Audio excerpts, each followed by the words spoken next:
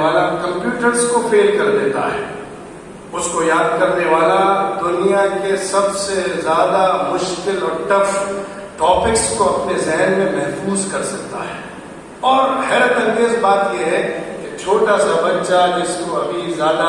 ٹھیک سے اپنی مافی الضمیر کو تعبیر کو ادا کرنا بھی نہیں آتا، وہ پورے قرآن کو اپنے ذہن میں محفوظ کر لیتا ہے۔ وَلَقَدْ يَسَّرْنَا الْقُرْآنَ لِلذِّكْرِ فَهَلْ مِن مُّدَّكِرٍ،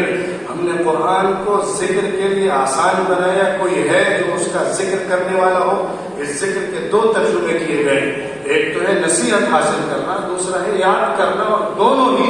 آسان کیا گیا ہے۔ دوسری طرف قرآن کا وہ پہلو ہے جو اس پروگرام کے آغاز میں قاری نے تلاوت کیا تھا کہ قرآن اللہ کی وہ کتاب ہے کہ اگر پہاڑوں پر اترتی تو پہاڑ ریزہ ریزہ ہو جاتے، چورا چورا ہو جاتے، لیکن اللہ نے انسان کے دل و دماغ میں یہ صلاحیت دی کہ وہ قرآن کو اپنے اندر محفوظ کر سکے۔ تو یہ قرآن کے معجزوں میں سے ایک معجزہ ہے جو جناب ڈاکٹر عبدالقدیر صاحب نے کر کے دکھایا ہے۔ ایک دوسرا پہلو اور آخری پہلو میں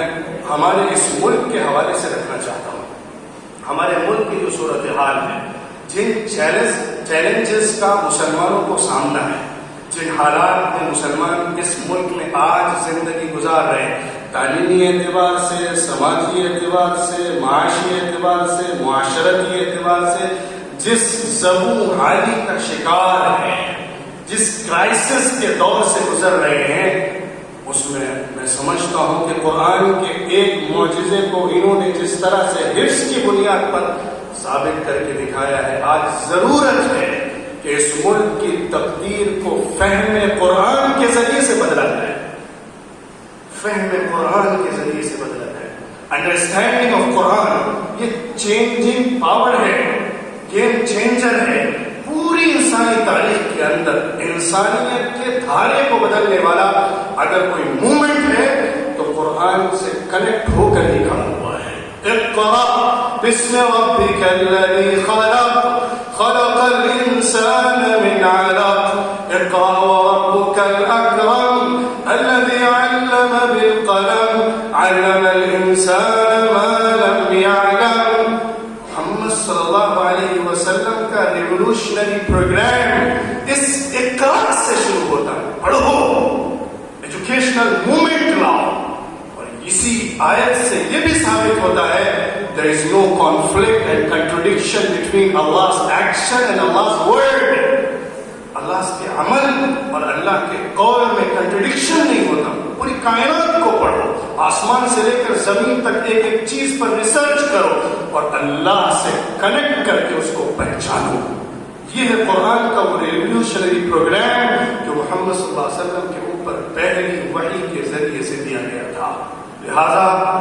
آج قرآن کے سمجھ، قرآن کے فہم، قرآن کی دعوت، قرآن کے موومنٹ، قرآن کے مشن کو انڈرسٹینڈنگ آف قرآن کے ذریعے سے بھی پڑھانے کی ضرورت ہے، تاکہ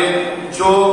ہمارے ملک کی صورتحال ہے اور دوسری کمیونٹیز ہیں ان کے سلسلے میں قرآن کا اصل میسج پہنچایا جا سکے، اور جو چینجنگ محمد صلی اللہ علیہ وسلم نے